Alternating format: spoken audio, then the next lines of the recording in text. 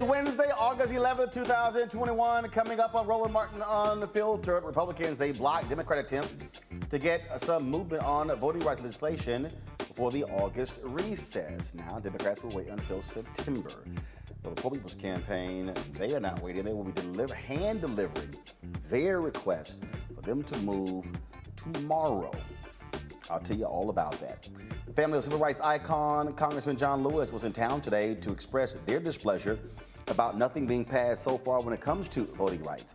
Several civil rights groups are urging President Biden to end the filibuster. They plan to deliver, again, that petition tomorrow. Census numbers will be released tomorrow, and we'll find the impact of redistricting due to the new numbers. But also, guess where the growth has been? People of color. But will we benefit from new seats? Community in Louisiana is outraged by a racist social media post by a teacher in a predominantly black neighborhood. They're demanding she be fired. 2 Georgia basketball coaches are being charged with murder after one of the athletes died after working out in 106-degree heat 2 years ago. Yeah, we also talked with the president of the National Medical Association about vaccine and mask mandates. For all of that and more, coming up next, Roland Martin Unfiltered. It's time to bring the funk. Let's go! He's got it. Whatever the miss, he's on it. Whatever it is, he's got the scoop, the fact, the find. And when it breaks, he's right on time and it's rolling. Best believe he's knowing. Putting it down from sports to news to politics. With entertainment just for kicks, he's rolling. It's on go, y'all. It's Roland Martin,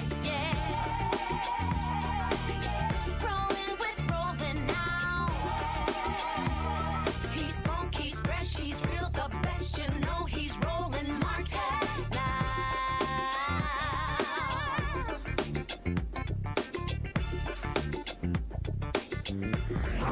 Martin. The attempt by Democrats to get consideration for voting rights before their recess got blocked by Republicans early this morning. Senate Minority Leader Mitch McConnell quickly rejected Majority Leader Chuck Schumer as he tried to bring up Senate Bill 2093, a revised version of Senate Bill 1, the For the People Act, after the chamber approved a budget resolution. Even at this late hour and before the conclusion of the session, this chamber is going to take one more step in the fight to protect voting rights in this country. In a moment, I will move to discharge the Rules Committee from further consideration of the For the People Act, a vehicle for the Senate to have a debate on voting rights. It is my intention that the First Amendment to the bill would be the text of a compromise bill that a group of senators are working on. Let me be very clear. This is a debate the Senate must have. In America today, we are witnessing the most sweeping and coordinated attacks on voting rights since the era of Jim Crow. Reactionary Republican legislatures are making it harder for poorer, younger, and non-white Americans to vote, while at the same time making it easier for partisan actors to steal an election. Well, here we go again, colleagues. We've seen this once before, and I think it's fitting that after passing this budget resolution full of reckless taxing and spending, we end the evening with an effort to federalize, take over all elections all across America by the federal government. Now, we're hearing there's going to be a substitute, but what's technically before us is as follows.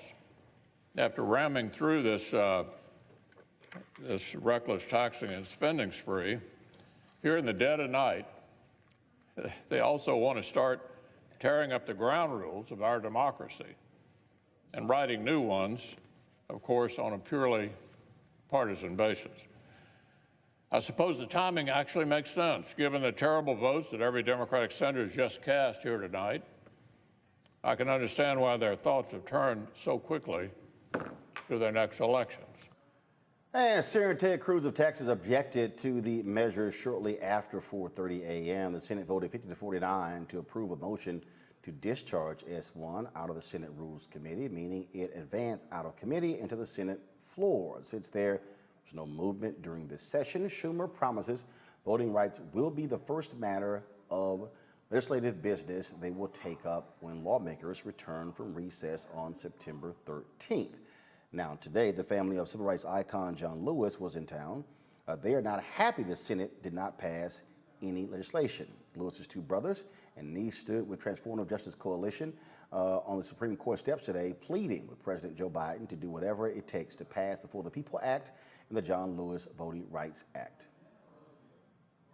This is a wonderful day in our nation's capital, but I cannot say that based upon what has happened and what has, more importantly, what has not happened. What has not happened is that our Senate of the United States is not in session right now. What has not happened is that the For the People Act that would cover millions of Americans, people of color, communities of color, has not been passed. What has not happened is that what is necessary to be certain that our democracy is protected and that right to vote is protected has not happened. But one thing that I am confident of that will happen is that the American people will rise up and demand that the Senate come back into session and pass the For the People Act and to protect every American's right to vote.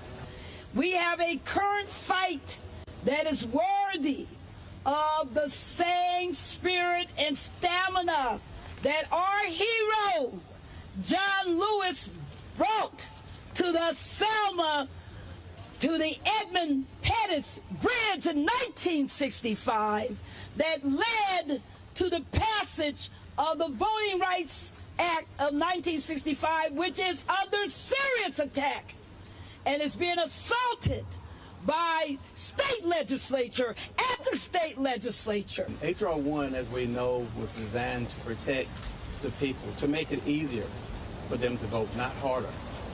H.R. 1 and H.R. 4 was actually written by the late Congressman John Lewis. H.R. 4 actually put in place to enable states to put in their own laws about voting, making it harder, scaling back. I was talking at breakfast this morning, I used an analogy which I thought was very fitting. If you keep slicing the voting right, you keep taking parts out of it. It's kind of like a cake sitting on this counter here. You keep slicing parts all around it. Very soon, there's nothing left. And the congressman worked more than 60 years of his life protecting the voting rights. Yes. And when you protecting the voting rights, you're not only protecting just voting rights. Yes. You're protecting a wide range of rights. Yes. I think about my parents when they used to talk about when they couldn't vote. And I was just a little boy, and a lot of this stuff I didn't understand. But as I grew older and understand more about the political realm of things, I know how important it is to protect the right to vote. I can't walk in John boots, but I'll tell you what I'm going to do. I'm going to put mine on and start walking. Yeah. Amen. If John had did so much for this country, for his human race, black race, all races, it didn't make him no different. He tried to do his best to make it right for everybody. So I'm going to pledge today that I will fight non-violently till everything goes that John voted for it to go. Yeah. And I recently heard a song that John Lewis still lives. Yes. He still lives. He still lives. And we keep that in our mind and run this race with patience. Yes. We will see the evidence that John Lewis still lives. I am proud to be able to vote simply because of all of the hard work he done. I am able to vote because of the beating he went through. And because of that, I stand here proudly, like my uncle said, put putting on my shoes, ready to fight, ready to walk, ready to stand still, ready to sit if I have to do what's needed to make sure this vote, this act is passed. Yes. SR will be passed. SR2 will be passed. HR1 shall be passed. HR4 shall be passed. Why? Because we need to make it easy for us to vote. We need to make sure we capture the information that will make it possible for people to vote without being persecuted, without being ridiculed, without being held down, pressed down. We've been pressed down long enough. Now it's time to vote. Now it's time for us to be able to vote freely. Now we have to focus on our future. And if we don't pass this bill, what's going to happen to the generation to come? Right. What's going to happen to our grandkids and our great-grandkids? What's going to happen to your great-grandkids? What's going to happen to your generation as well? Because one thing we know, Uncle Robert didn't just stand for black. He stood for all. He wanted all men to be equal. He wanted all men to have the same justice. And so with that being said, we must vote. And long live John Lewis. Now, tomorrow, several voting rights advocacy groups from across the nation will join Congresswoman Eleanor Holmes Norton to deliver a petition to the White House, as well as Senators Schumer and McConnell. That petition will urge the president to publicly urge the Senate to end the filibuster, ensuring a crucial bill is passed. In fact, before we actually came on the show, I got a text message from Reverend Dr. William Barber, and this is what he sent me as well. He said, Poor People's Campaign, a national call for moral revival, a national multiracial faith leaders and Texas legislators to hand deliver moral challenge to defend the infrastructure of our democracy to Senate and White House leadership. A delegation of multiracial national faith leaders, they're going to deliver that to, again, as I said, Senate Majority Leader Chuck Schumer, Senate Minority Leader Mitch McConnell, President Joe Biden, and Vice President Kamala Harris. They will include Bishop William Barber, Reverend Dr. Liz Theo Harris, co-chairs of the Poor People's Campaign, Dr. Jim Winkler, President and General Secretary of the National Council of Churches in Christ. So now they're going to start, they'll gather outside the Supreme Court at 10 a.m. For a news conference tomorrow, then walk over to the Senate offices together to deliver the urgent demands. The letter will demand in the filibuster, fully restore and expand protection of the 1965 Voting Rights Act, passage of all provisions of the bill John Lewis wrote, the For the People Act, an immediate increase in the federal minimum wage to $15 an hour. They will deliver these demands 6 days after the 56th anniversary of the 1965 Voting Rights Act. Joining us right now is Cliff Albright, co-founder of Black Voters Matter, and will be one of the folks who's going to be with Congresswoman Holmes Norton tomorrow. Cliff, we've talked about this beforehand, the constant pressure that is needed. We saw the action that took place today. Congress did not move. The Senate Republicans blocked them again. But the reality is, if you had some guts shown by Kristen Sinema of Arizona and Joe Manchin of West Virginia, they could actually end the filibuster and get these bills moving. Yeah, thanks for having me, Roland. I mean, you're exactly right.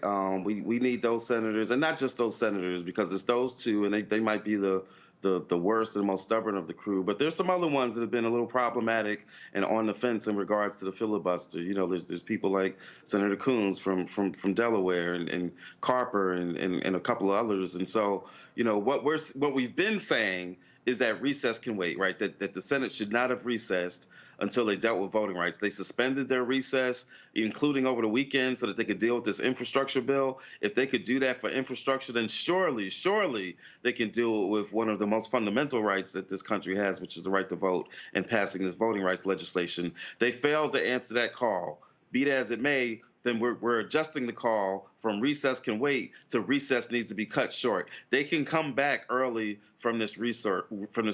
The House on their side is coming back August 23rd to deal with not just infrastructure and the budget reconciliation, but to also deal with voting rights, in particular H.R. 4, the John Lewis Voting Rights Advancement Act, because they've already passed the For the People. And so they're coming back towards the end of August. The Senate can cut their recess short and come back. And until they do, the other call that we're putting out, and I'll talk about this tomorrow, is that if they're going to be on recess, then we need to be hounding them, particularly, again, the most problematic ones in those states.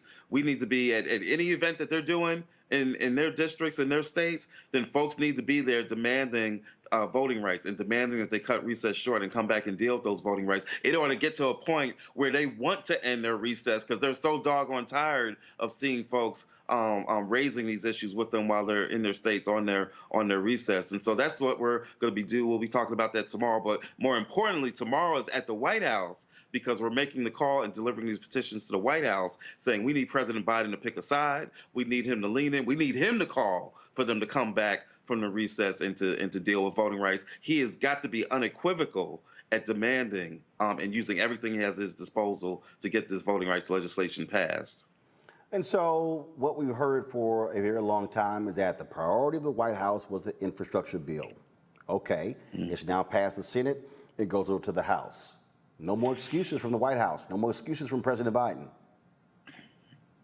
That's right. No more excuses, right? You've done your job. You held your 300 or so. We've heard that he held 300 meetings in regards to passing the infrastructure bill. There's been a fraction of that, maybe less than 1% in regards to voting rights. So we need him to keep up the same energy that he just showed for the past couple of months for infrastructure. He's got to do the same thing in regards to voting rights. But let me add this, because infrastructure is not quite yet done, right? The House still needs to act on it.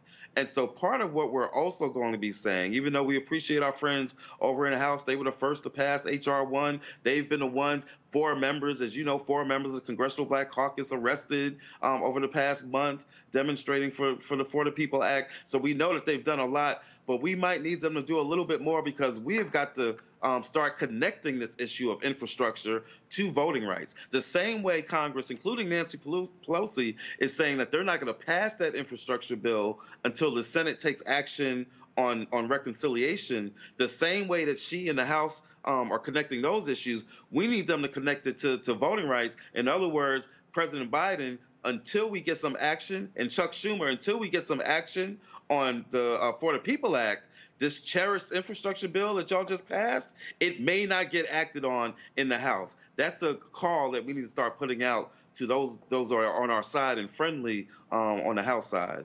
And that's the type of leverage that is needed.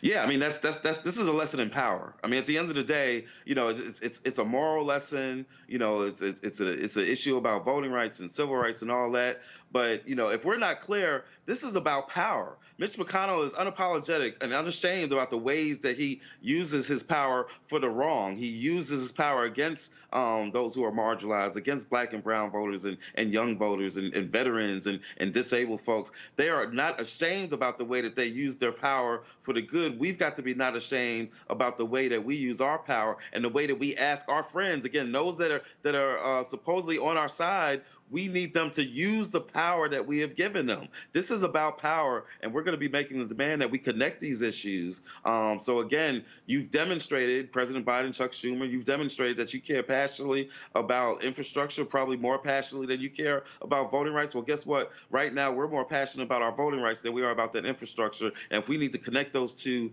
and use that leverage and use that power in order to get our priorities done, and not just, it's the House's priority. They named it H.R. 1. Because it was their first priority. So if it's their first priority, they've got to send a clear message to the Senate that they're not going to move on the House side until the Senate moves on their side in regards to voting rights. The thing that I find to be real interesting when we talk about this issue, you have Senator Joe Manchin, who is pushing hard for this national voter ID.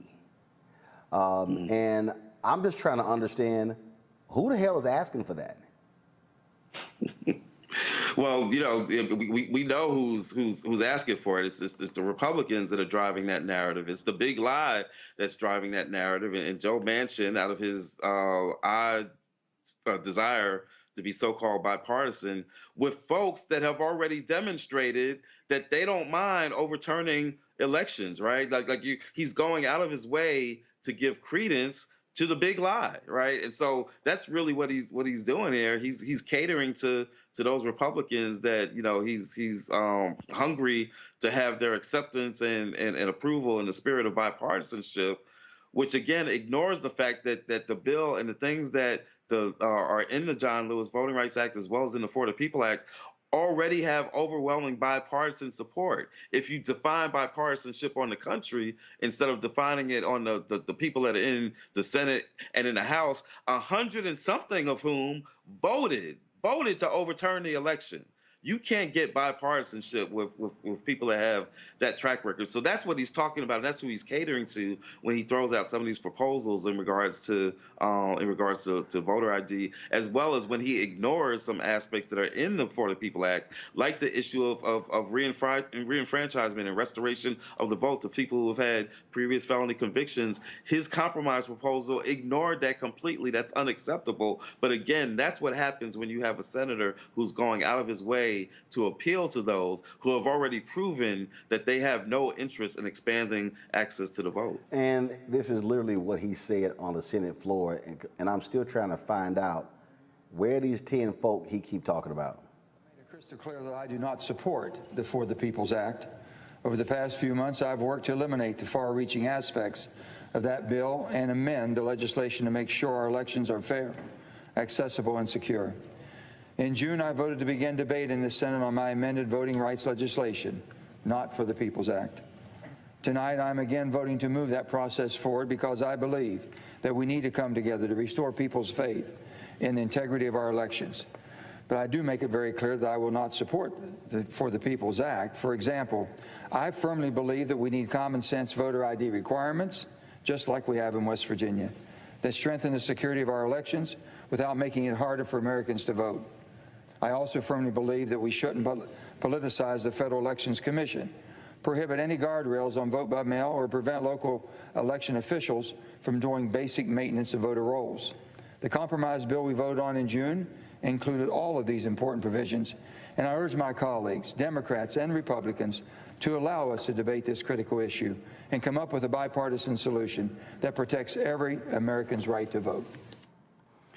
All right, so you see Republicans, actually, if y'all go back to it, if you look at the graphic there, that was the end, Republicans for voting rights. They're the ones who are championing what Joe Manchin just said there. The reason I'm laughing, I'm sorry, he keeps talking bipartisan, bipartisan, bipartisan, just for the sake of shits and giggles. Please show me the 10. See, that's the whole deal. All these media people, all these mainstream media people who keep talking to Joe Manchin because he won't come over here, they refuse to ask him, Joe, show me your 10. He can't because they don't exist. Right. And you hit it on the head. I scream at the TV every time I see one of these interviews that some of these reporters do with them, and he'll say, I think we got them. The votes are out there. The 10 are out there, and I'm waiting for them to ask the next follow-up question, which is exactly what you're asking. Who are the 10? In fact, don't even tell me who are the 10 that are guaranteed to do it. Who are the 10 that are even in discussions about this? He can't name 10. He can't name 5. He can barely name 2. But he gets away with it, and you're exactly right. I'm glad you showed that graphic, because showing that it was the Republicans for voting rights or whatever it was called, because what he is doing, he is giving Republican talking points. He is using the big lie as a talking point. Every time he talks about, we need photo ID in order to have the integrity or security of our elections, like West Virginia, there's other states that don't have any form of photo ID, and their elections are just as secure, if not more so, and have greater participation in West Virginia. So he's using the big lie. He's using Republican talking points to rationalize things like photo ID, and even you heard him talking about the maintenance of the voter rolls, which we know has been used to purge voter rolls and to disproportionately impact Black, brown, young voters, college students, et cetera, et cetera. And so he is using Republican talking points. And again, we are going to have to, because at the end of the day, we know, when he shows you who he is, then believe him, right? But we know what we've got to do. We've got to show up. We've got to support people in West Virginia, because they exist, that are trying to hold him accountable. We've got to support that process. We've got to support direct action. We've got to support and encourage civil disobedience, and not just in West Virginia, and not just in Arizona, but in Delaware, in New York, where Chuck Schumer is, as well as in at least 3 or 4 other states where there are Democratic senators that have been on the fence about the filibuster. We have got to be ungovernable, and we have got to let them see us everywhere they go, in the spirit of love and accountability, right? But we have got to have civil disobedience in order to let them know that we are serious when we're talking about voting rights. Because at the end of the day, our voting rights are connected to all these other issues that we're dealing with, including COVID, which is ravaging parts of this country. Cliff Albright, co-founder of Black Voters Matter. We surely appreciate it, man. Thank you so very much. Thanks, Roland. Bringing my panel now, Robert Patillo, Executive Director, Rainbow Push, Coalition Peachtree Street Project, Monique Presley, Legal Analyst, Crisis Manager, Georgia Fort, Independent Journalist. Glad to have all 3 of you here. Robert, I'll start with you. I really do get a kick out of every time I hear Joe Manchin talk. And all these folk keep saying, oh, bipartisan, bipartisan, bipartisan, bipartisan. And I just sit there and go, y'all, he lying. In fact, I was looking at, it was a tweet that Amanda Carpenter, she's a Republican, she's a commentator on CNN, and so she actually had said, that's right, she's like, you know, the 4 people act as dead, you know, Joe Manchin can get, you know, can get this thing over. He can't. He can't. He cannot bring 10 Republicans because they don't exist. Well, look, Roland, it's interesting because that wasn't a bipartisan discussion Joe Manchin was having. That was a Dixiecrat discussion that Joe Manchin was having when it comes to the right to vote. Understand what he was talking about, nationalizing photo ID. For what reason? The only point of that is to make it more difficult for elderly people to vote, to make it more difficult for poor people to vote, for the homeless to vote. Your right to vote is not supposed to be incumbent upon your housing status, which is what that would do. Maintenance of the voter rolls, what is subterfuge for is the idea of these voter purges, where you take tens of thousands of people off the voter rolls and then force them to proactively go back and put themselves back on the voter rolls. So he is talking about one step further than simply not supporting these Puerto People Act. He said he's introducing his own legislation that not for the People Act. He's making it very explicitly clear where he stands on these issues. So I think we have to get some folks together in West Virginia to find a primary challenge for him. I think the president has to exercise the maximum pressure, because even if we did break the filibuster right now, without Joe Manchin and Kristen Sinema on board and whichever other Democratic senators, it still wouldn't go anywhere, because we still wouldn't even have 50 votes if you don't have those folks on board. So I think it's going to have to be an all hands on deck situation to ensure that they understand that without the black vote, without the brown vote, they will not be in office, they will not be in a majority, and they have people ready, willing, and able to primary them. You know, and this is just where, Monique, it has to be just relentless pressure in your face with these two. And then I hear people say, well, none of that's going to work. Okay, fine. Show me what will. Right, no, and I'm not saying that I know what will, but I am with those people who am not certain at all that the relentless pressure will get us where we need. I mean, even Cliff and I, you know, I love everything that they do, but he's looking at the numbers and counting them and saying that it's not just these 2 senators that are problematic. So elections matter, people. And even with a razor-thin majority, it is not enough for the type of assault on our democracy, the type of racism and entrenched racism that the enemy is attempting to advance forward in our nation. So we voted once, yes. I'm not amongst those who say, why would the black people vote again? You better vote again and again and again until there are more of us in power such that it removes all doubt. And that's just absolutely what is necessary here, because everything else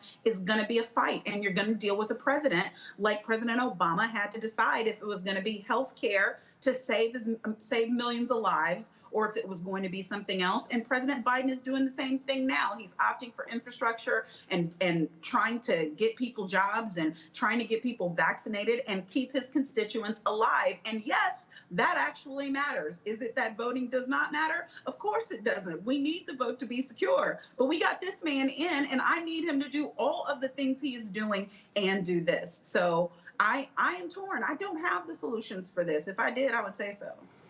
Look, everybody has a role to play, Georgia. I believe when you are a civil rights group, voting rights group, Poor People Campaign, doesn't matter. Your job is to exert that external pressure. You've got people on the inside, like Georgia Senator Raphael Warnock and others who are doing their part. At the end of the day, you got to wear these folks down, and I don't think being quiet. I think you got to put more troops on the line to go after them. And it has to be constant. It just simply has to be relentless. And that's the thing that I think so many people who really do not appreciate the Black Freedom Movement don't understand. That was a relentless effort. They were King and Abernathy and Haidt and Roy Wilkins and of course Whitney Young. And look, they were in a constant pursuit of where can we exert the next pressure point to get the attention of D.C. Georgia, you on mute? You on mute? Different ways. There we go. Now we hear you. I was going to say, Roland, I couldn't agree with you more. And I'm glad that you brought up the historical component, because as a journalist, really trying to center our narrative in the facts of where our nation has come from in terms of voting rights. And historically speaking, when you look at the literacy test and the way that that was an obstacle to prevent Black people in this nation from being able to access their right to vote. And now that's just evolved. It's just morphed into what we're seeing play out present day. And I think having that comparison, being able to compare and contrast what happened previously in our nation to what's happening now, I think it helps American citizens, maybe who are not so much into the political scene, really see how history is repeating itself, and that this is not a matter of trying to protect voting security. This is a matter of Republicans trying to protect their power. And so they're using this as a strategy, this attack on voting rights, voting suppression that we're seeing play out right now is not about the security, right? It's about how can we maintain power? If we can't convince you to vote for us and keep us in office, how can we dismantle your right to vote? And so I do think it serves us well to examine exactly how we can apply pressure from different points. And so even if you're not in DC, even if you're not represented by some of the politicians who are leading on this issue, you can absolutely organize and galvanize in your own communities to make sure that the voting rights of those in your community are protected.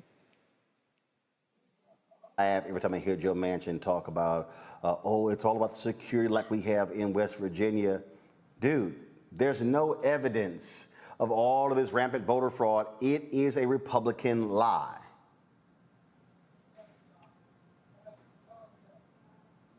Robert?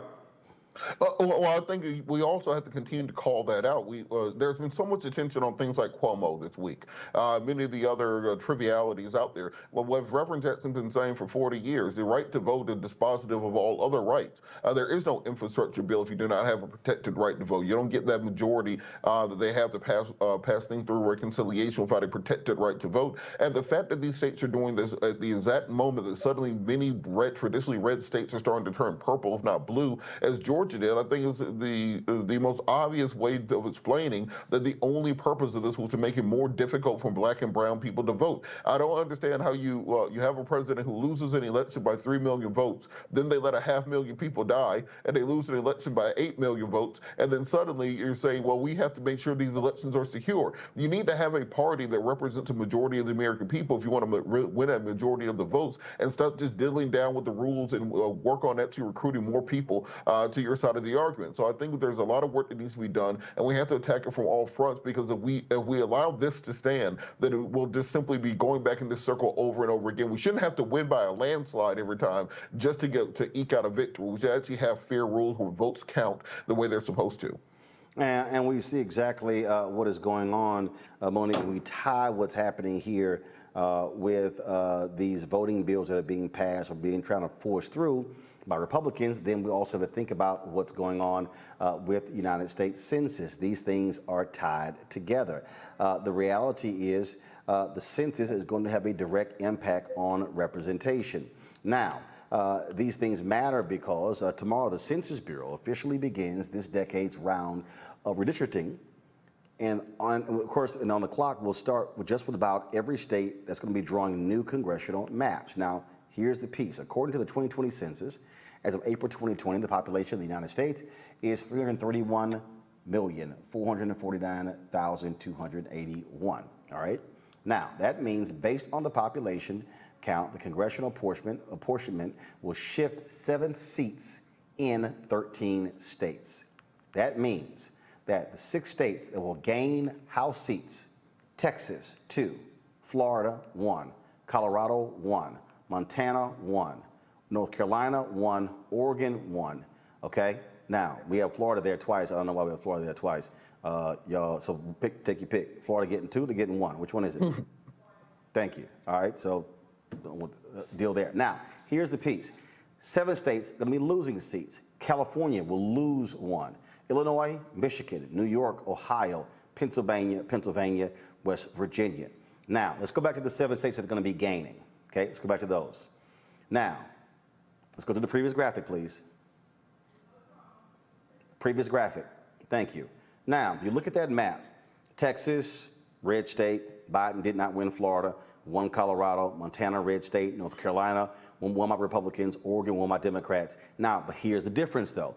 Even though Republicans won Florida, the question is, where will that particular seat be? Same with North Carolina. Let's go to the 7 states that lost. Now, California, Biden won. Illinois, Biden won. Michigan, Biden won. New York, Biden won. Ohio, Republicans won. Pennsylvania, Biden won. West Virginia, Republicans won. Same thing. This matters because it's where the loss is going to be. And so when they so whoever's in control of the state legislature, that is going to then decide what goes on. The other thing is this here. We now know that of the shift in the population, Monique, the shift in the population has been the result of largely people of color. What have Republicans been doing? Creating seats to benefit white Republicans. And so in Texas, you're from Texas, Texas in the last census gained seats due to Black and Hispanic. Republicans said, we'll gladly take those and basically elevated white Republicans, and then that's what may very well happen again. Yeah, and it's hideous. And these are the types of facts, frankly, Roland, that I believe need to be dead front in front of our people's faces, because we perish for lack of knowledge. So we have people still, even as we watch people die unvaccinated and due to this pandemic, we have people still in the face of job loss and in Texas in the face of hideous mismanagement. I mean, just a complete F of a governor. And they're still saying it's all politics, and I don't like to talk politics, and politics doesn't matter, and they're all the same. No, they are not. That is not true. That is a lie that they are perpetuating so that we stay home, so that we do not vote, and so that we do not speak out. And so now we are literally watching as our number grows in terms of majority status, and we decrease in terms of leadership. And the only way that happens is through the corrupt grab for power. And it can only be stopped, as I said, if we are awake, if we are active, if we are standing up, if we are putting on pressure, and if we are doing everything we can to secure the vote. It really is laughable, Georgia, when you see what they're doing. And I keep saying this is all about maintaining white supremacy, maintaining white power, because they are fearing the demographic shift that's happening.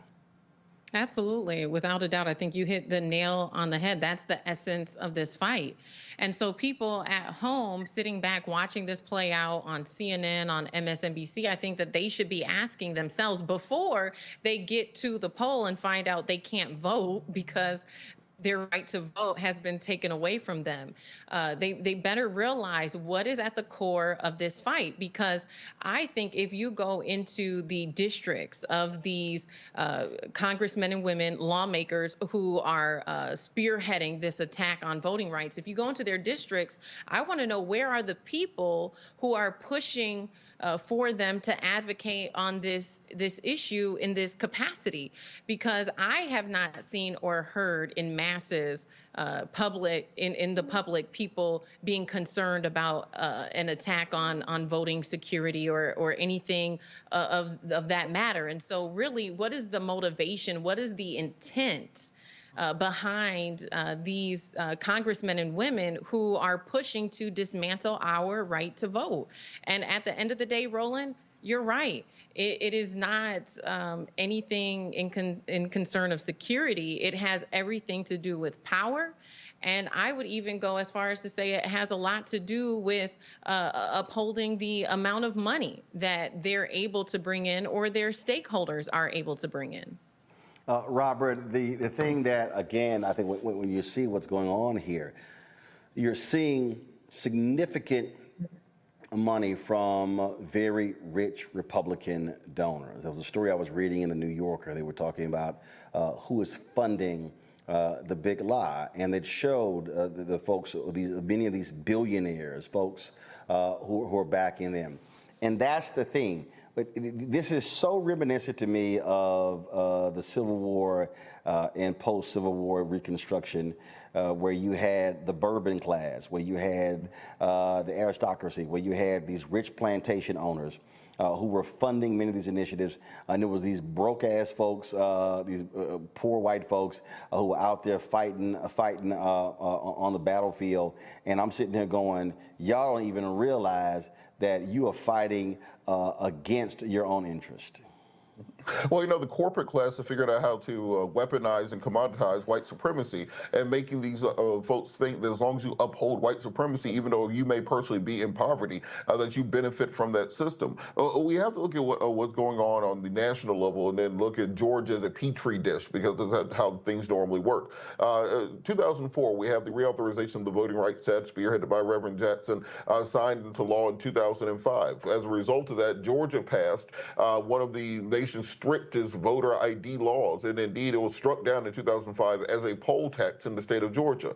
Why is this important? Well, 2006 they reformed it, they put it into place. At the time, you had two previous Democratic governors, Zell Miller and Roy Barnes. You had many African Americans and Democrats elected statewide. After that new voter ID law went into place in 2006, you did not have another Democrat or African American elected statewide for more than a decade thereafter. And because of that voter ID law, they were able to get control of redistricting in 2010 and 2011, and were able to put Democrats in a permanent minority through gerrymandering and packing districts. And despite the fact that Georgia is a state that's 35% African American, there's a constitutional majority for Republicans in the House, the Senate, and every single statewide elected office until Warnock and Nassau. So this is why when we say these fights for voting rights are so important, because they are not just one big swing. It's a systematic effort over the course of years, over the course of decades, to overhaul and take control of American elections against the will of the American people. They always talk about defending and upholding the Constitution.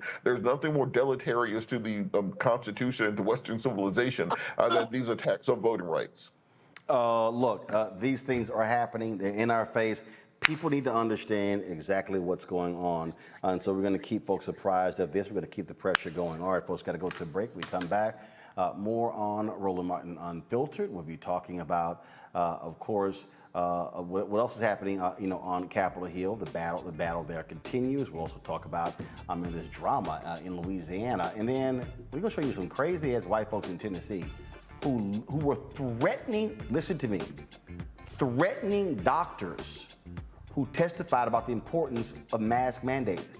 These people are nuts. You're watching Roland Martin Unfiltered. Back in a moment.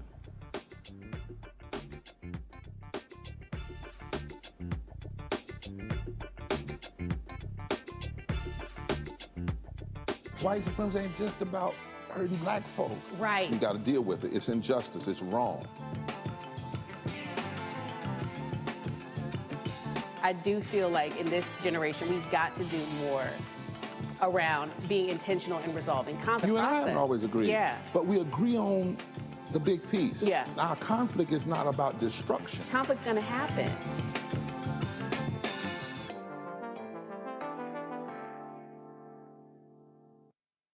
Till's murder. We saw struggle for civil rights as something grown-ups did. I feel that the generations before us have offered a lot of instruction.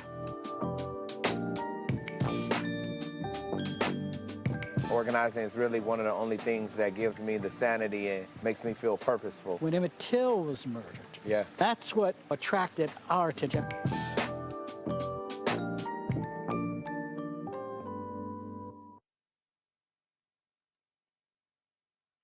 Hey everybody, it's your man Fred Hammond. Hi, my name is Brescia Webb, and you're watching Roland Martin Unfiltered. Ow. Well, I like a nice filter usually, but we can be unfiltered.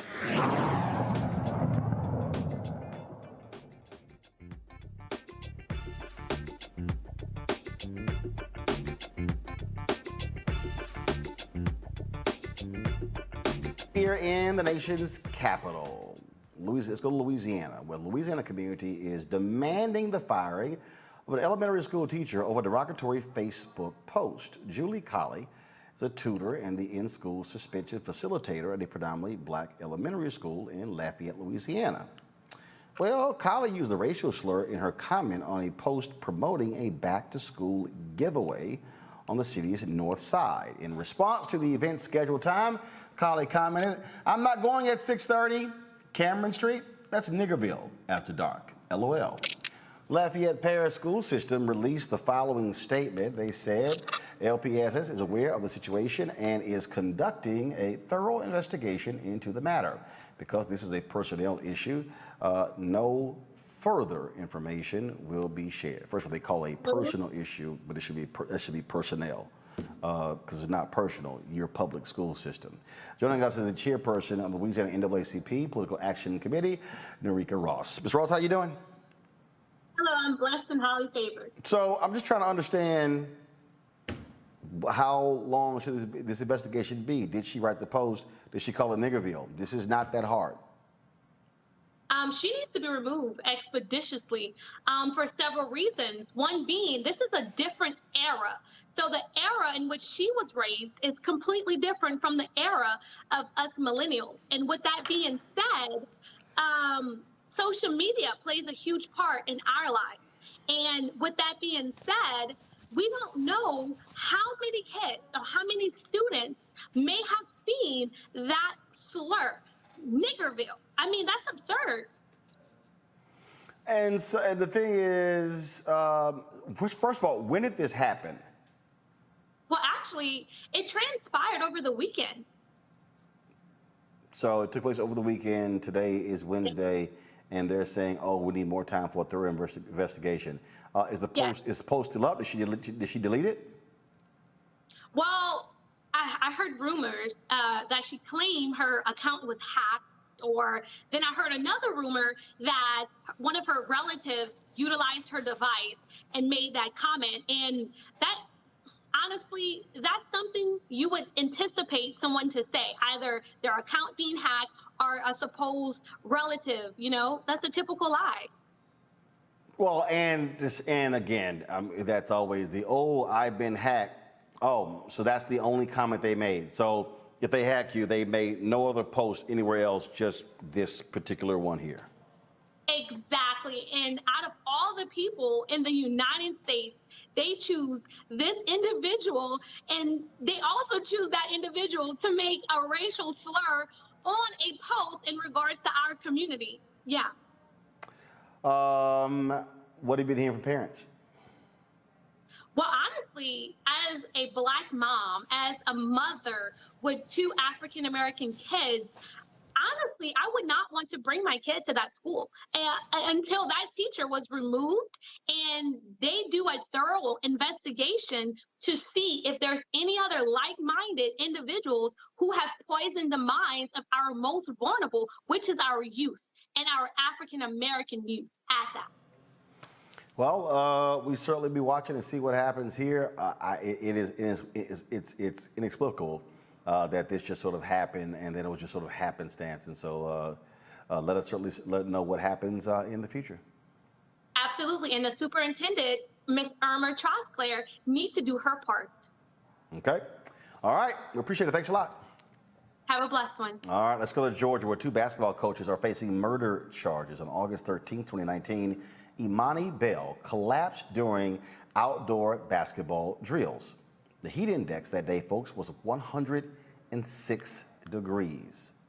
106 degrees. Now, what was interesting in reading this particular story is that they were outdoors for basketball drills, but basketball is played inside.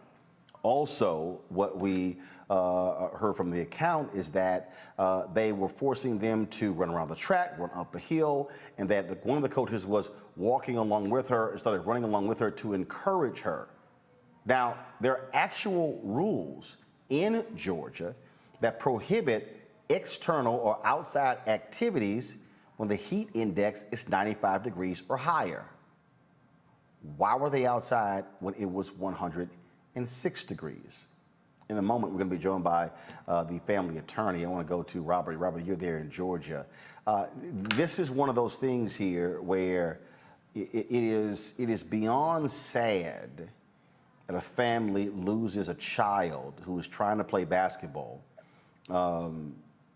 over working out, over conditioning drills. Again, as I said, the rules are clear in Georgia. If the heat index is 95, above 95, you don't go outside. It was 106 that day in Georgia. You're absolutely correct. And I think this is why we have to have these safeguards in place and why we have to ensure that these people are punished, these people are prosecuted for what they did to this young child. Because quite frankly, there is this sometimes old school mentality that you're supposed to get out there and sweat and struggle and suffer to build character and treat you how to overcome adversity. No, science is science. And a young person's body cannot handle a heat index of that nature. Also, each individual has their own capacity for cardiovascular exertion. So I think that it is a good sign that we're actually seeing educators and other individuals be prosecuted for these sorts of things, because we cannot afford to lose a single young person or a single person in general to these sorts of excesses and this mentality of the past. You know, it was Georgia. As I saw this story, I mean, I just couldn't help but shake my head. Thinking about these coaches again going through these conditioning. And I'm still perplexed going, why the hell are you outside? Basketball is played indoors. You can run laps inside. You can run wind sprints inside. Why in the heck are you outside?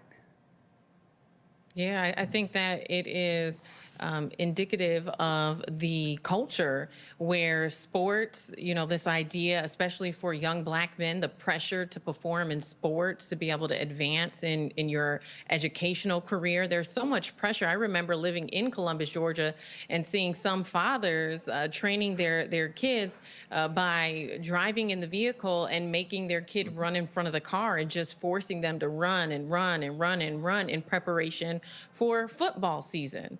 And now that is a sport that's played outdoors. But here in the event where you have a kid who's playing basketball, why would you subject them to that type of heat when you know that it's dangerous? And so I think that you have a situation here where the staff was pushing the students entirely too hard.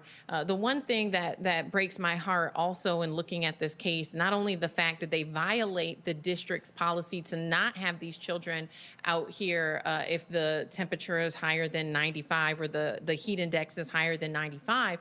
But the GBI, the Georgia Bureau of Investigation, their spokesperson, Nellie Miles, they decided in their investigation that this was accidental. And so it contradicts the other findings that we're seeing in the indictment and the charges that are being brought forth, calling this manslaughter. And so I would like to see that same level of accountability that we're seeing now in the criminal justice system, that same standard of accountability held by the GBI in their investigation as well. Those coaches were La Rosa Maria Walker Osakari and Dwight Broom Palmer. Those are the photos right there. And I'm quite sure, and again, well, hopefully it will be, let me know when we have Justin Miller, who is the attorney for the Bell family. The thing here is you're coaching a high school girls basketball team. And again, pushing them to the brink is just nonsensical. But we see this crazy stuff. I mean, I think back to Monique, and again, the folklore when it comes to coaches. You know, in 1954, Paul Bear Bryant was the head football coach at Texas A&M. They've talked about the Junction Boys. A movie was made out of it, and it was how he drove them in the heat, and guys were throwing up and deprived them of water, and they hated him for it. But later on, how they just had so much respect for him, and again, it has turned into this mythic. Just amazing story, the Junction Boys and what they went through. They could have died. They could have died playing a game, and it's a game.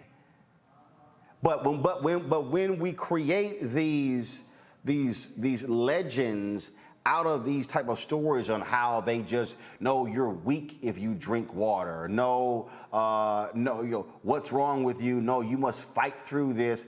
That's the kind of crap a lot of coaches get off on. Right. Well, all of that is true. And of course, coming from Texas and being involved in sports and running laps in 90-degree and up weather regularly, and that was something that was commonly done. There are reasons why we have these laws now, because young teens and soon-to-be adults were passing out, having heat strokes, dying. Same thing is true of concussion injuries, and why we have those rules now. But I mean, Roland, look at other folklore. Look at pledging. It was thought for many decades, even maybe centuries, that if you didn't get beaten, if you weren't hit with a paddle, that you weren't legitimate in many fraternal organizations, white and black, and that was just beating. So that's dumb as hell. And there's still people who think that today, and they will make light of, oh, you skated through because you didn't get beat. Man, kiss my ass. Yes, and so I think that as a society, as a civilization, become more humane in the way that we treat ourselves, our students, our colleagues, our children, our spouses, the rules then, the laws then that are in place have to be such that they support their enforcement. I agree exactly with what Georgia said. We need to see it followed up such that there is no skating when these laws are broken, because people's lives are at stake.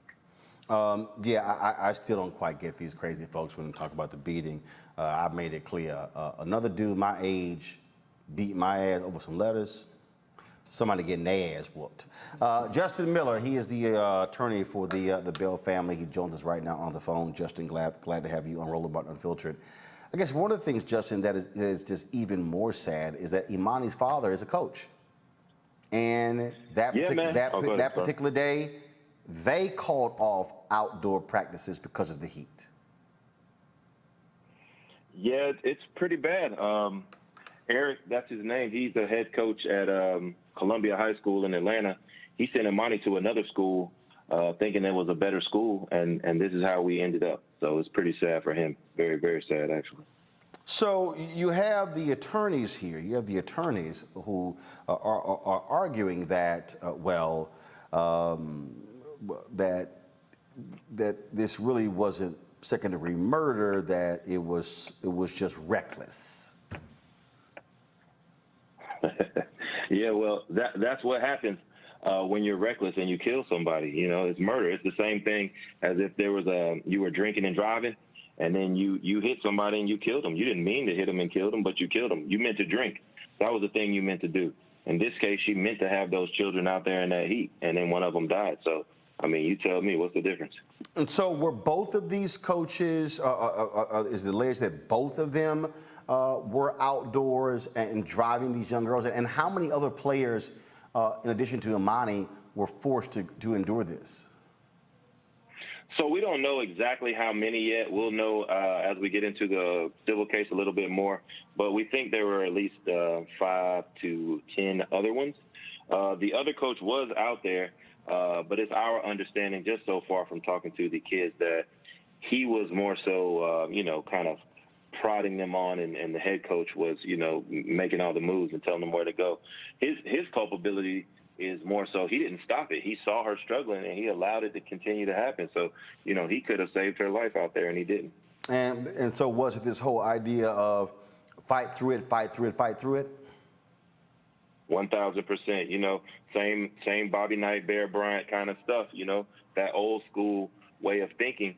And in this situation, I think that it was benefiting more the coach than the players. The coach wanted to win so bad so she could prove herself at her new school that she risked these players' life, and Imani had to suffer for it. This is from the Atlanta Journal-Constitution story. They said, according to the autopsy report recounting the moments leading up to her collapse, Imani and 8 of her teammates on the girls' basketball team had gathered that day for conditioning.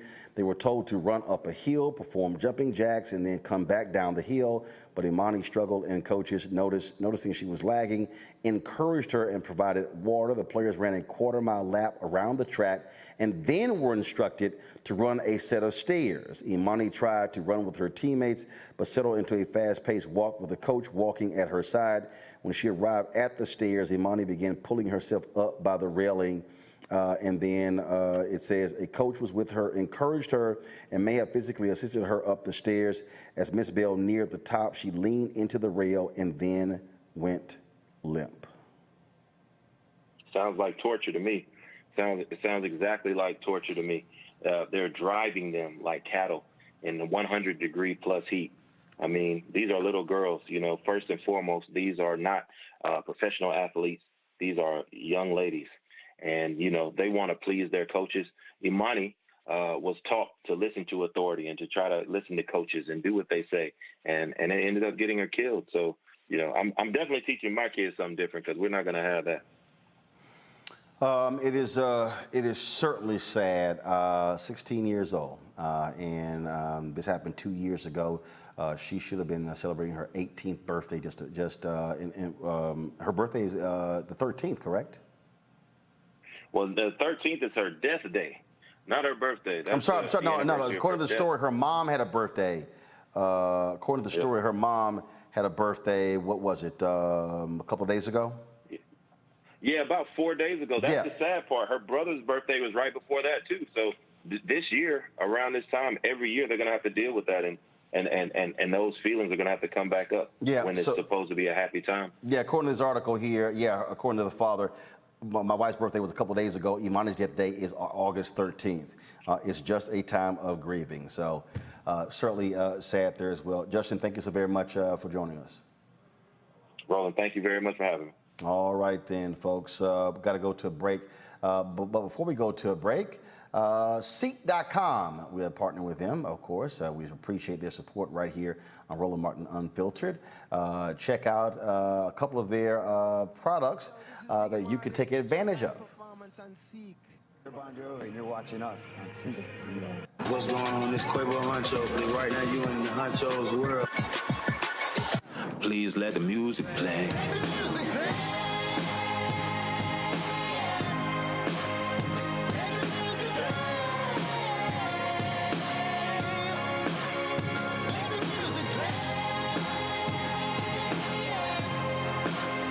enjoy the Seek.com video by using one of their virtual reality headsets, all you do is just pop your phone right here into the VR headset and enjoy the content. You can also take advantage of their 360-degree headphones. These headphones here come in a couple of colors, black and gold, but then also all gold. And so you can check these out. If you want to use our promo code to get a discount, it's RMVIP21, RMVIP21. Then, of course, a portion of the proceeds comes back to Roland Martin Unfiltered, which allows for us to fund the show. And so this is a black-owned company, and we certainly believe in supporting black-owned companies. Mary Spiel is the founder. And so, again, go to Seek.com and use the promo code RMVIP21. We'll be back in just a moment. When you study the music, you get Black history by default. And so no other craft could carry as many words as rap music. I try to intertwine that and make that create whatever I'm supposed to send out to the universe. A rapper, for the longest period of time has gone through phases. I love the word. I hate what it's become, and to this generation, the way they visualize it. Its narrative kind of like has gotten away and spun away from, I guess, the ascension of Black people.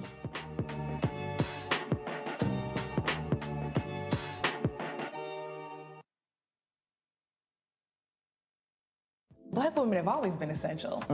So now how are you going to pay us like that? And it's not just the salary. I mean, there are a whole number of issues that have to support us as women. Yeah. But that's what we deserve. That we shouldn't have to beg anybody for that. And I think that we are trying to do our best as a generation to honor the fact that we didn't come here alone and we didn't come here by accident. I always say every generation has to define for itself what it means to move the needle forward.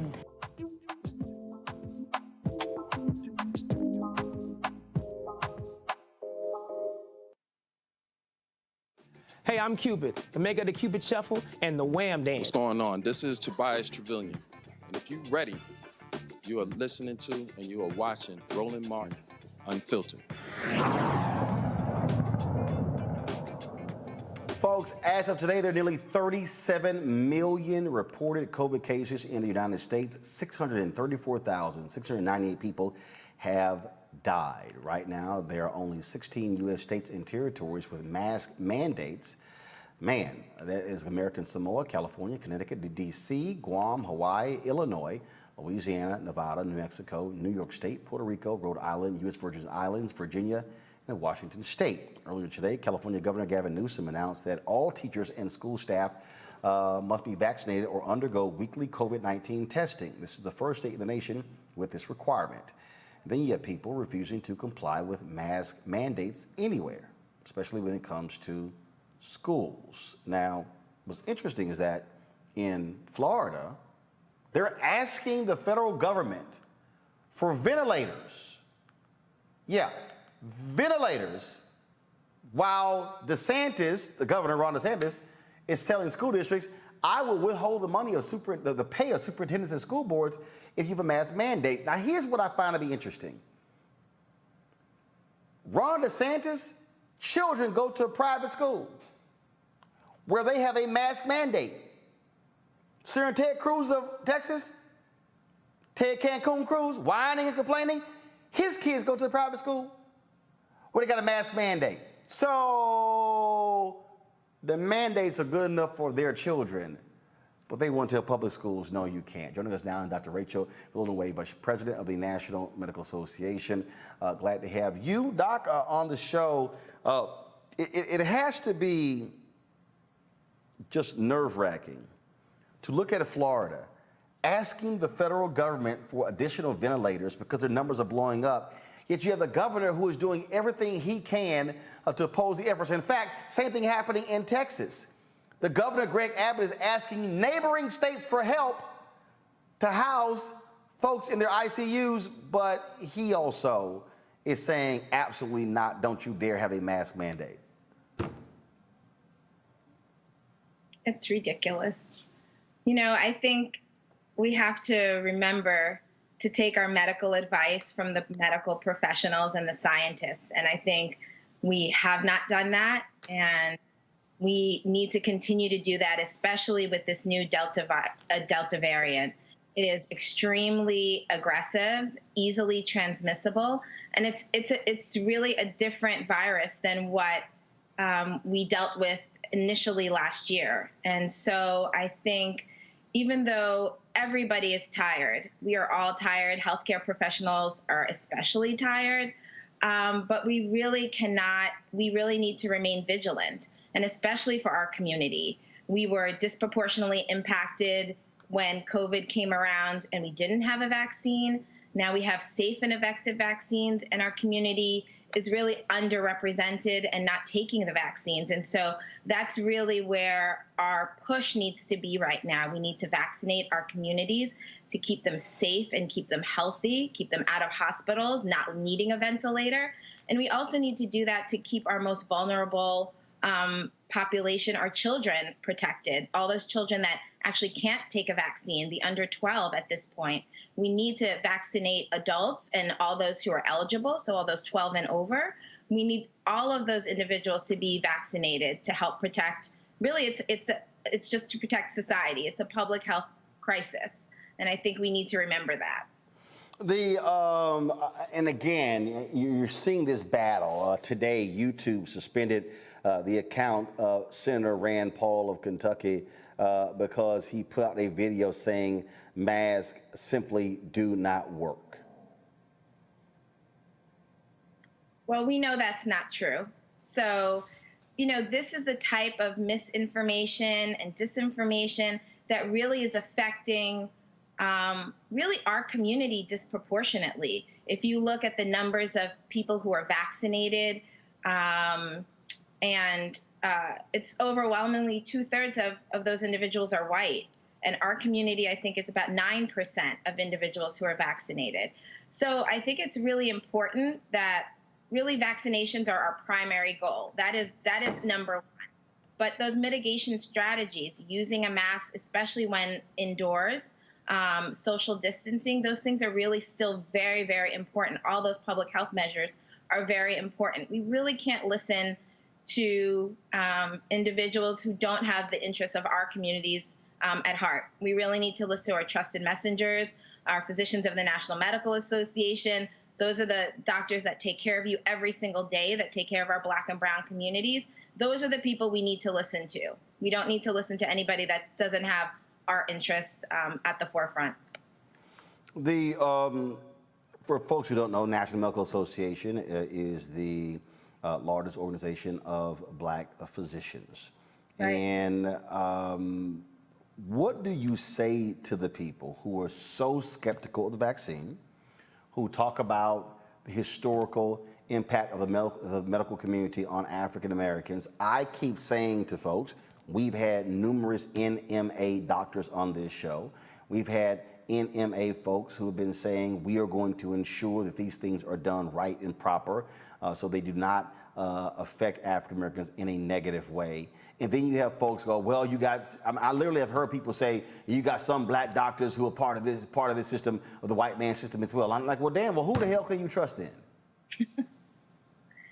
Well, I think, I see patients every day. I'm an OBGYN. So I actually deal with these questions every single day. I ask every patient that comes in, whether they're vaccinated or not. I take care of pregnant women as well. I think it's really important. People have concerns, and we need to not dismiss their concerns, really just to validate them, listen to those concerns, especially in our community. We see that when individuals in Black and brown communities are given credible, factual information by people that they trust, they're more likely to get the vaccine. So I think it's really important not to give up on people who have who are concerned. I think we really need to just continue to encourage and educate and advocate for them to get the vaccine. I think we really need to keep in mind, this is a vaccine. There's not a Black vaccine or a white vaccine. There's just vaccines out there. So while there has been a history of mistrust for good reason in our community, this is not the case for the vaccine. And I think we need to kind of be able to separate things that are not related. And this is not related. What we do know right now is what's killing us is the COVID-19 virus. That is what's killing our community disproportionately. It did the first time around, and it's going to the second time around. And the Delta variant is not playing. It's looking for the people that are not vaccinated. So I think we really need to encourage our community to continue to trust the people that they go to every day to take care of their high blood pressure and their diabetes, and to take care of their grandmother and the dementia in their family. You know, it's always concerning when people trust their doctors for those things, but then for some reason think their doctor's part of some conspiracy when it comes to the vaccine. We certainly aren't. I ran to get my vaccine. So, and you know, I had a mother who was hesitant or concerned about getting the vaccine. And it really took a few months for me to convince her to get vaccinated, and to just to reassure her that they were safe and effective. And now we have real world data. We have millions of people in the United States and around the world who have taken the vaccine. They are safe, they're effective, and we need to use them. All right, Dr. Rachel Villanueva, President, National Medical Association. Glad to have you on the show. Thank you very much. Thank you for having me. All right, folks, y'all know what time it is. No charcoal grills are allowed. I'm white. I got you, Pearl. Yeah, illegally selling water without a permit On my property. Whoa! Hey! You don't live here. I'm uncomfortable. So there are a whole bunch of crazy, deranged white conservatives in America who are losing their minds over mask mandates. Oh my God, they just can't tolerate these things. Well, in Franklin, Tennessee, which is the richest city in Tennessee, last night there was a school board meeting. And there were doctors that testified, medical doctors that testified at the school board meeting about a mask mandate. Watch these yahoos after the meeting.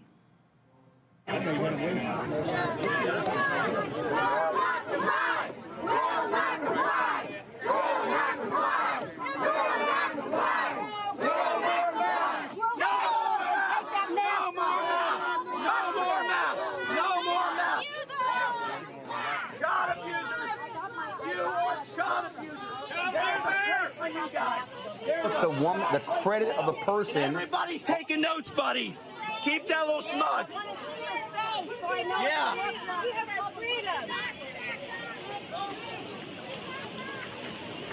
What kind job you boys do protecting us?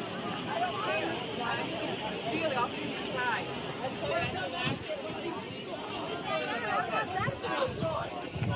Put it back on. Put your mask on. Kids stuck in that bacteria. How do you like that? We know who you are. We know who you are. Keep it calm. No more masks. Keep it calm. Keep it calm. No more masks. We're on these guys' side. They're on our side. No, they're not. They're not on our side. The police are on our side. The police are on our side.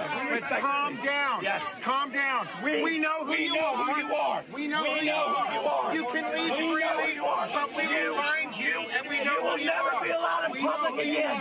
You will never be allowed. You never let him be allowed in public again. Hey, sir. I know who you are. Let him out. Let's let him out. Let him out. You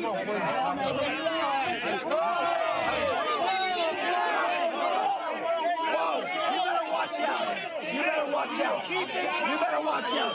Keep it calm. Everybody back up. Please. Everybody back up. Back up. Back up. I'm back, man. I'm on your side. Please, back up. I'm a parent. Give me a lane. Let me out. Peace. You're good. Peace. Let him in peace. Peace. Be easy. Everyone. Peace. Peace. Peace. But we know who you are. You know who you are.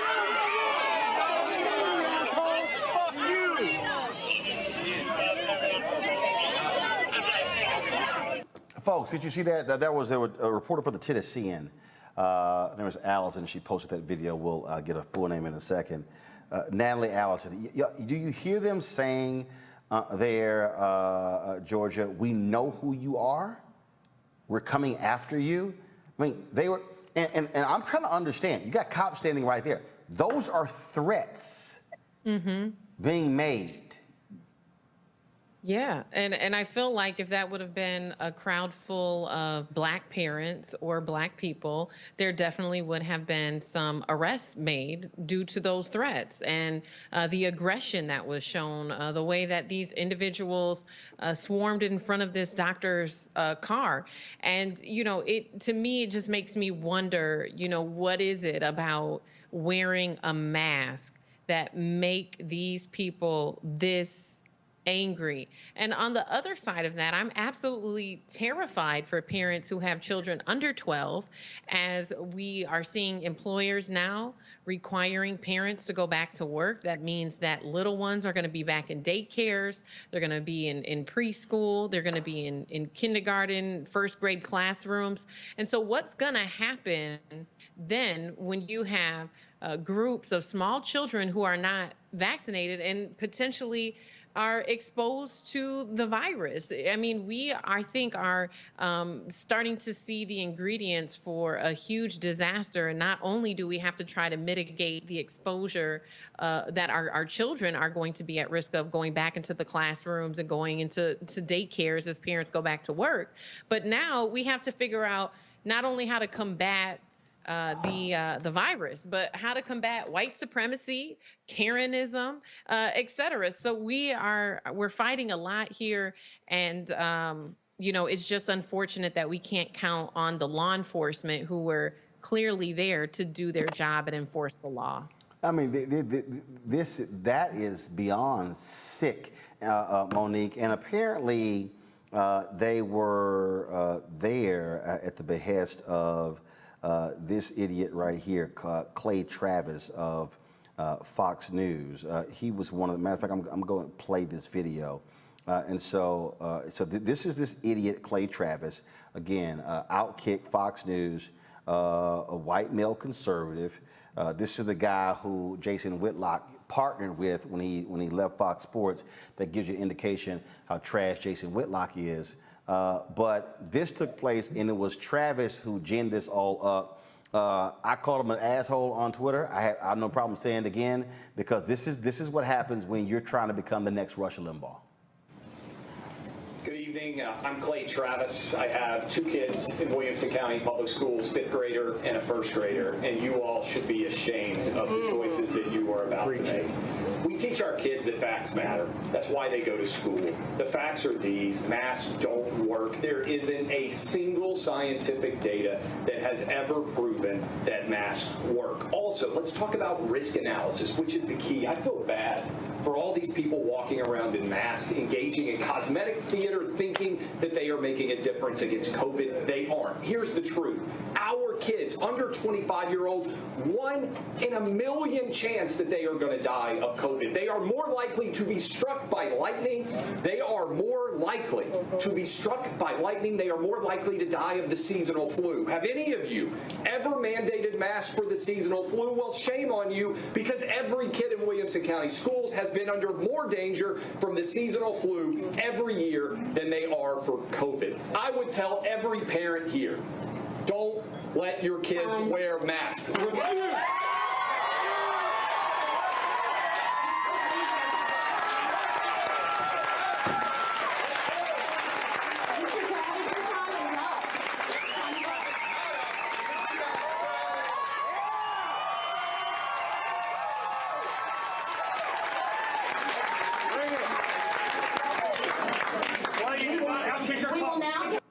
So all those idiots, 1 in a million. I bet not one of them want their kid to be that 1 in a million, Monique. Right. So, and that was the only thing he said that was accurate. All of the rest of it about the fact that masks don't work, that's not true. That you aren't safer wearing them than not, that's not true. That children, really, we're looking at the numbers of pediatric cases, pediatric hospital cases now spiking. And so that's like saying, because they're not going to die from it, we're good with them having it. What rational parent, what parent who's actually thinking about the welfare of their family member thinks along those terms? My children would not die of measles, mumps, or rubella, but that doesn't mean that I want them to have it just because the chances are slim that they would die from it. It's all absurd. But what strikes me more so than that is the whims of the crowd, the way that our citizens can be manipulated, that our country really is just a few Jim Joneses away from being a dictatorship where everyone is following not their own interests, but the interests of another, and they are sacrificing their own well-being, their lives, their finances, their education, their stability, their health, all for the sake of a dear leader. And for anyone who thought that that could not happen in this country because of the way that we were founded, you need to wake up and pay attention and see that it is happening. Are they the minority? Yes. But the numbers are large enough that we all should be more than concerned. Well, here's the thing that's a trip, Robert. So this idiot, Clay Travis, posted this. These are the people who couldn't get into the meeting. Watch this.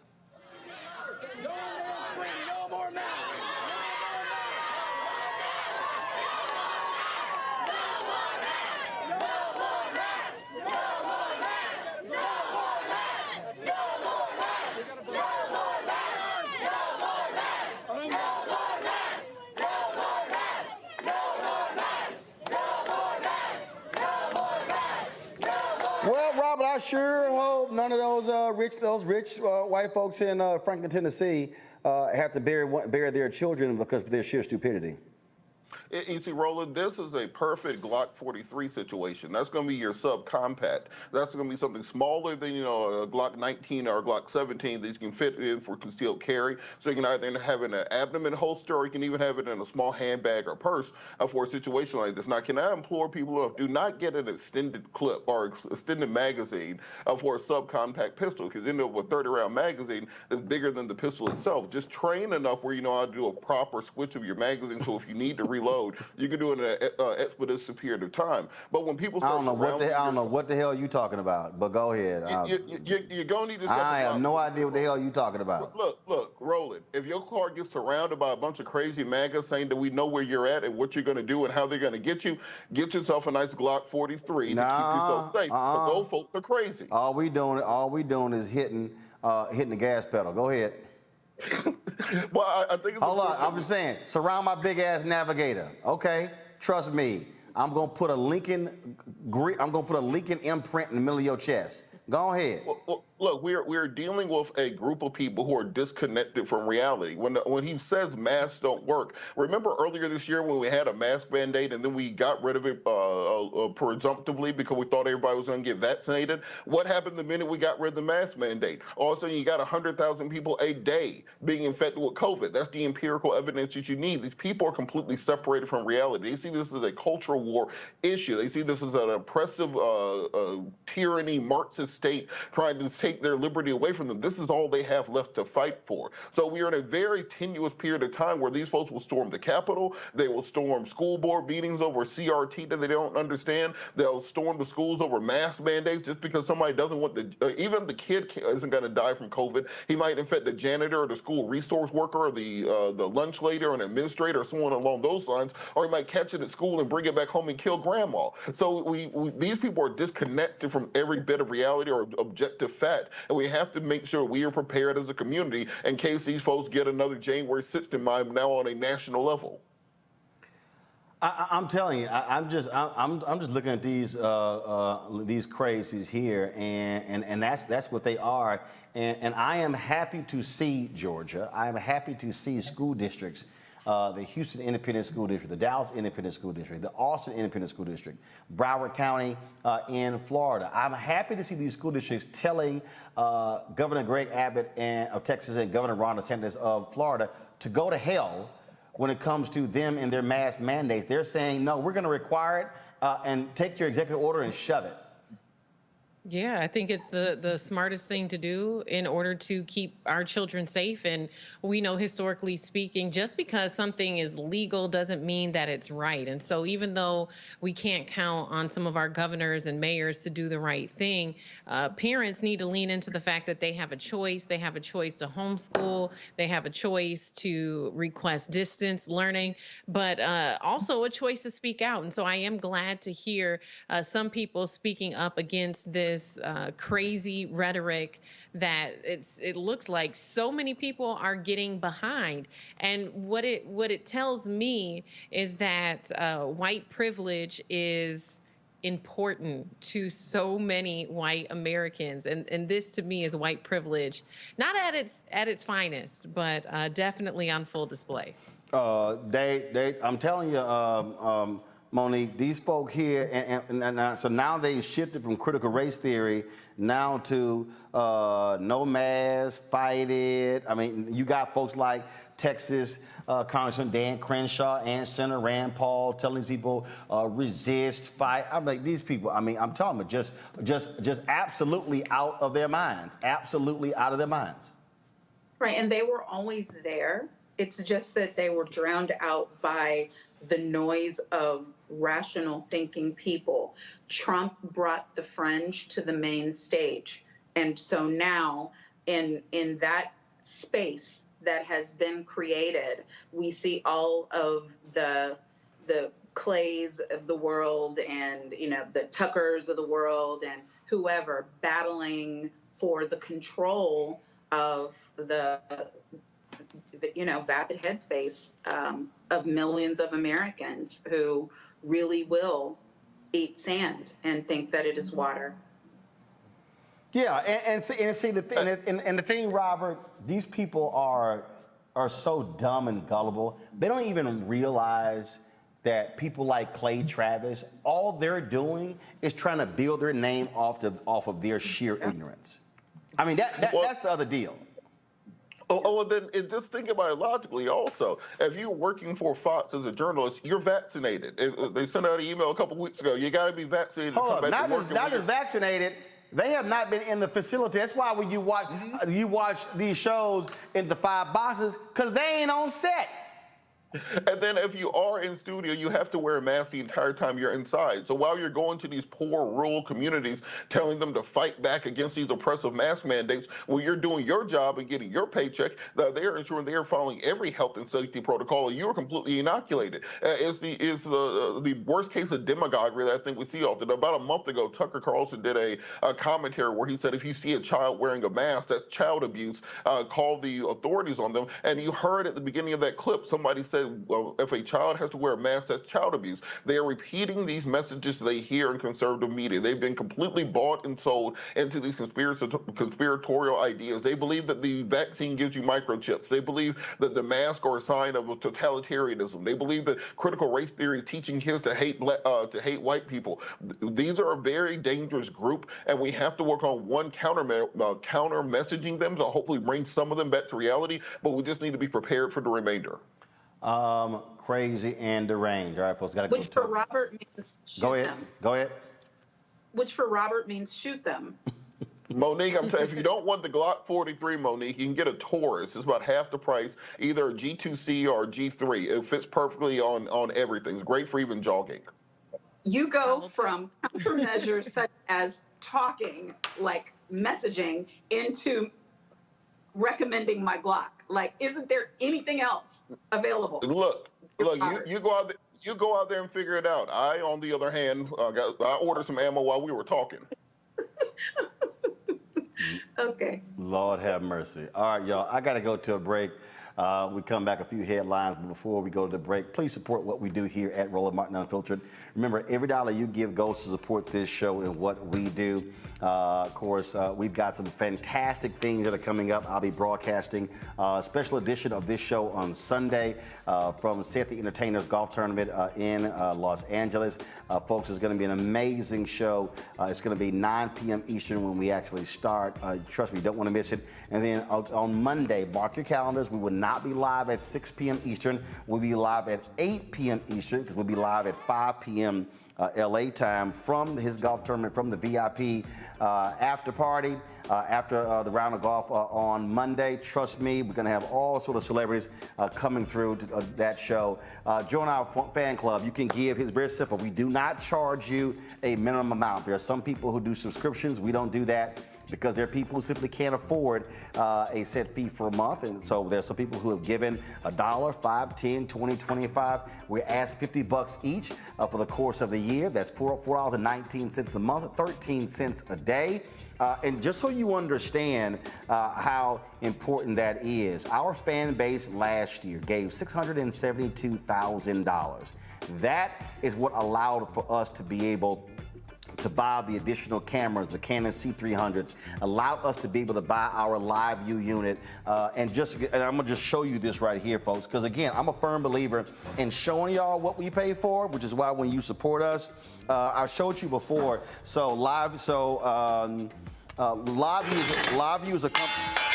I'm tearing something up. LiveView is a company that makes these devices here, and so this is their LiveView LU800. Okay, when we're out there broadcasting on the road, folks, guess what? ABC, NBC, CBS, they have these as well. This is the top of the line. We actually have 2 of them. And so this, of course, is important. So when we broadcast from Austin, from the March, we were using this here. I'm gonna grab the other one. We were broadcasting from LA, we were using these here. And so just so you understand, these things have a monthly fee, but also here are 2 units. These are $20,000. The rack unit, for us to be able to see it, is around $40,000. And so just so you understand in terms of what these things cost, and so then you have the monthly fee as well that we actually pay. And so you can support us via Cash App, $RM Unfiltered. PayPal is R Martin Unfiltered. Venmo is RM Unfiltered. Zelle is Roland at RolandSMartin.com. It's also Roland at RolandMartinUnfiltered.com. And so I'm always being real clear, sharing with you in terms of what we are doing. Let me shout out my man, Jim Jones, who's on the show yesterday. And Jim gave us a $500 donation yesterday, so I appreciate that, Jim, you supporting the show. Thank you so very much. And so I'm going down here. Let's see here. I'm going down. There's some other people. You know what? So when I come back at the end of the show, I'm going to read some of the names of the people who have given to us today. So if you give to us via Cash App, PayPal, Venmo, or Zelle between now and when we end the show in 15 minutes, I'm going to give you a shout out no matter how much you give. Normally I do $50 if you give. I do the shout outs. But everybody who gives during the show, we will do that at the end of the show. And so I'll give you a personal shout out. And so we'll do that after the break. We'll be back on Roland Martin Unfiltered. George Floyd's death hopefully put another nail in the coffin of racism. You talk about awakening America. It led to a historic summer of protest.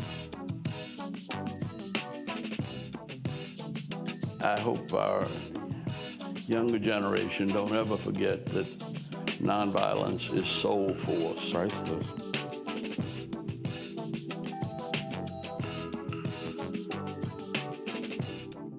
I believe that people our age have lost the ability to focus the discipline on the art of organizing. The challenges, there's so many of them and they're complex, and we need to be moving to address them.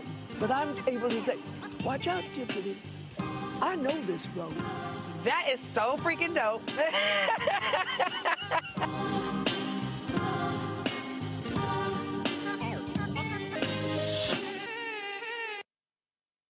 Hello, everyone. I'm Godfrey, and you're watching Roland Martin Unfiltered. And while he's doing Unfiltered, I'm practicing the wobble.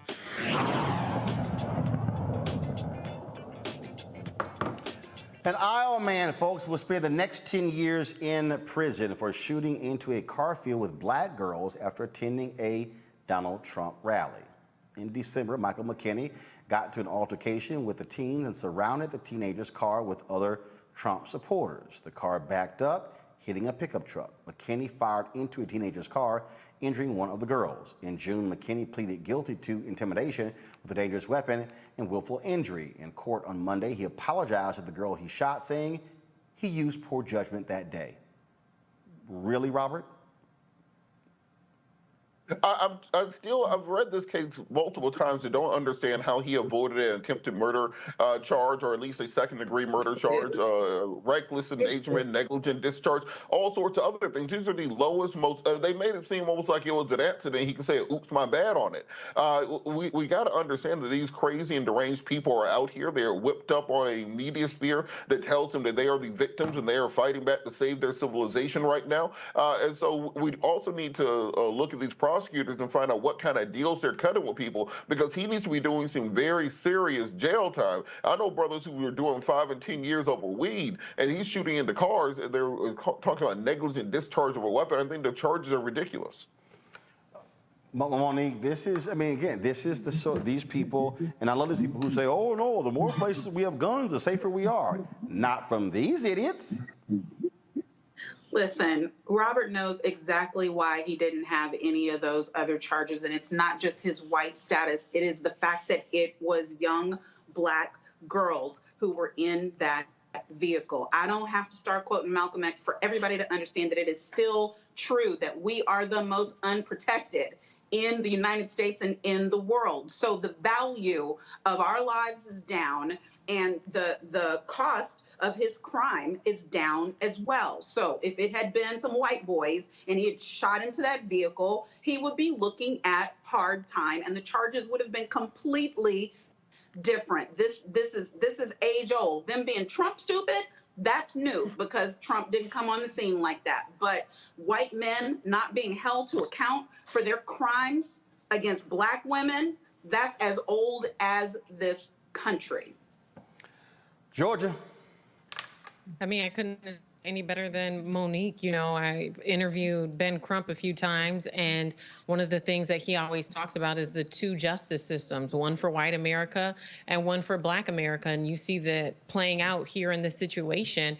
The criminal justice system was not designed for us. It's not designed to work for us. And so that's why someone like him can get just a little slap on the wrist for something that should have been attempted murder. Speaking of murder in California, the man accused of beating a prominent Bank of America executive is facing murder charges. Police say Anthony Dwayne Turner entered Michelle Avan's home and killed her on August 3rd. She was found by her son the following day. Avan was a senior vice president at Bank of America and helped other African Americans seeking financial industry careers. Hours after being found dead in her LA home by her son, the LAPD arrested Turner as a suspect connected to the slaying. Turner faces 2 felony counts for murder and first-degree residential burglary. The LA County District Attorney's Office says Turner and Avan not only worked together, but they had a personal relationship. Man, that's a really sad story. There were a lot of people who were commenting about her work. She was saluted by Essence Magazine, was also been with the LA Urban League. And so that's it's just a sad story there, which also speaks to, again, the issues that we continue to see in terms of how we also must have much stronger laws, Georgia, that deal with domestic violence. There are so many other stories we've seen. There are probably about 3 or 4 other stories that I've read in the past couple of weeks of black women who have been murdered by their partners as a result of domestic situations. You know, Roland, a few years ago, I did a big research project on femicide. And femicide isn't a term that we hear often anymore because it's been replaced with partner violence because of the growing population of people who identify with, you know, they and them. But when you look back at the research that was done on femicide, which is simply the murder of women, what you discover is that 80 to 90% of the women who are murdered by their significant other, or even their father, someone in their family, someone within the household, someone who that they would trust. When you look at murders against men, 80% of murders against men are from a stranger, someone that they're not acquainted with.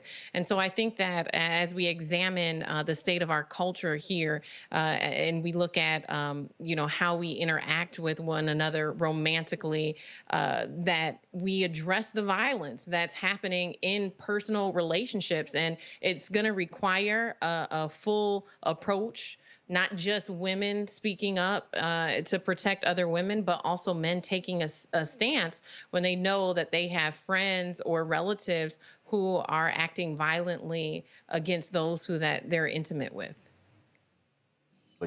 Sad story there, folks. That's passengers of an EasyJet flight out of London came together to protest the removal of 2 black men from the flight. This happened last Thursday as the flight was taking off from London's Gatwick Airport heading to Spain. According to a passenger, flight attendants alerted police and had the plane return to the gate to remove 2 black men from the flight for huffing at a member of the crew when asked to put their shoes back on until after takeoff. Well, the men stayed on the flight after the passengers' protest, but the flight crew was replaced. EasyJet says the crew was replaced because they exceeded time limits on their shifts and not because of complaints from the incident. Watch the video. It's the general response is literally the whole plane is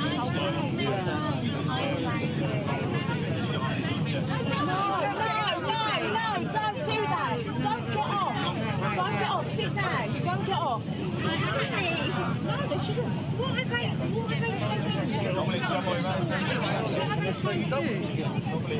Pretty interesting there, Monique, where the passengers said, oh, hell no, we're going to overrule this and told the brothers to stay.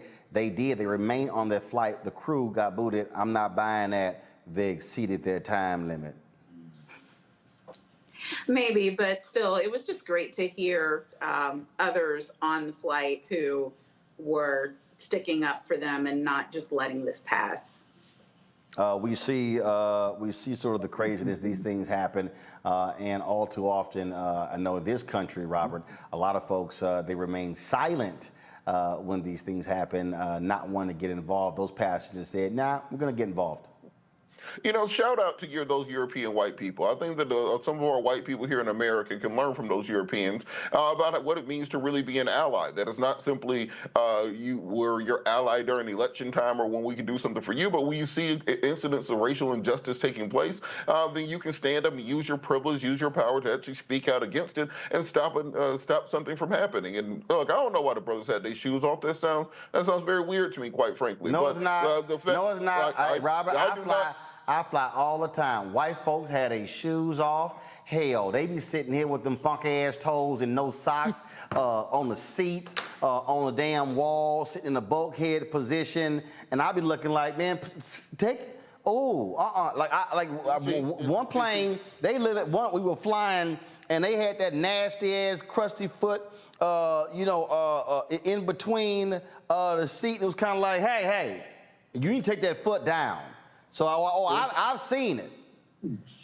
See, Roland, this is exactly what I tell this day. I don't care when COVID ends. I still travel with my mask, with a face shield, with gloves, and a bottle of Lysol that I spray on the seat when I sit down for this is that reason. So I'm not saying the foot thing was the best thing for them to be doing, but regardless, I do think that the airline needs to understand better ways to handle these situations. And when you see exercises like this where there's actually good allyhood, it does give you some hope for the future. So hopefully some of our friends at the Tennessee mass meeting can learn from these European white people how to act a little bit better and be better allies. Well, I just let them know, you bring your little crusty ass feet over here, but look, so I get it. And again, they didn't say they didn't have socks or anything on, but first, also, where's the damn rule that says your shoes got to be on? See, that's that arbitrary BS that you see that goes on, so we know exactly what took place there.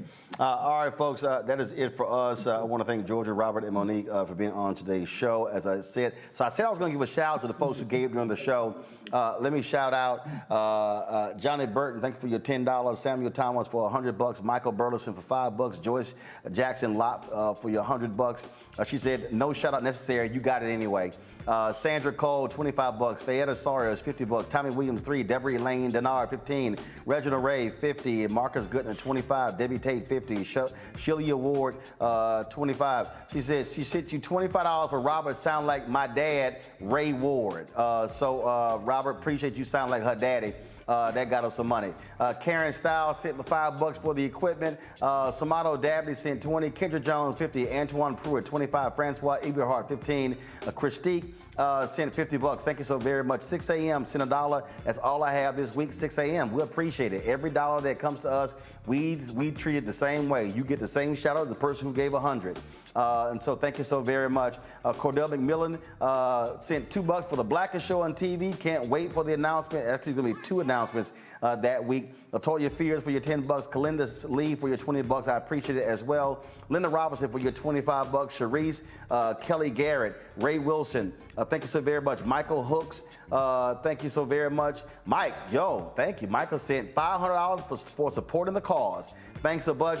555-450. Cynthia William Buggs, Justin Collins, Willie Carswell, Donald Rush as well. Roxana DeShong, thank you so very much. Ford, Helen, Joe Madugo, thanks a lot. Jasmine Doby, Mo S, Demetrius Hammond, Pamela Muldrew, Curtis Rhodes, Joy Jenkins, Douglas Washington, Andre Terry, Jay Bailey, Clarice Zoll, Teresa Nobles, Cordell McMillan, Francis Mitchell, let's see here, Earl, Angela Wilkerson, Ray Wilson, let's see here, Ronald Pierce, Melinda Evans, all thank you so very much. Also, Nina Murphy, thank you very much for your $50 contribution. Joycelyn Roach, thank you so very much as well. And let me see here, okay, let me see who else I got. I'm looking. Make sure you got everybody right here. I think I got one more. Ignited Financial, I certainly appreciate it. Thank you so very much. Okay, let me just check real quick. I know some folks are on Venmo, so I got to give them a shout out. We'll do that. So actually, I'll do that tomorrow. Hey, folks, don't forget, got a guest host in the show tomorrow. I'm traveling to Houston. My Aunt Lurdy, her wake is tomorrow night. I'll be traveling to Houston for that. And then her funeral is on Friday, so I will not be here tomorrow and Friday, but I want y'all to please still support the show while I am with our family as we bury my Aunt Lurdy. That's going to take place in Houston, and I'll be giving the eulogy for her on Friday at Second Baptist Church. Although they got a 5-minute limit. I'm like, y'all don't have many black funerals here, huh? I'm like, a 5-minute eulogy. Black people, we get through all the church protocol in the first 5 minutes, so we'll see how we work that thing out. And don't forget, Sunday, I'll be broadcasting on Sunday from Cynthia Entertainers Golf Tournament. Y'all, it's going to be a fantastic show. It's going to be comedy, it's going to be music, we're going to have it all, and we are the exclusive, we're the only media outlet that's going to be providing it to you. That's what happens when we got the hookup, when y'all travel with Uncle Ro. So when I roll, y'all roll. And so that's going to be on Sunday night. Trust me, it's going to be great. And then, of course, on Monday, we broadcasting the show live from the golf tournament as well. Thanks a bunch, folks. I'll see y'all this weekend. We'll see you in Roland Unfiltered.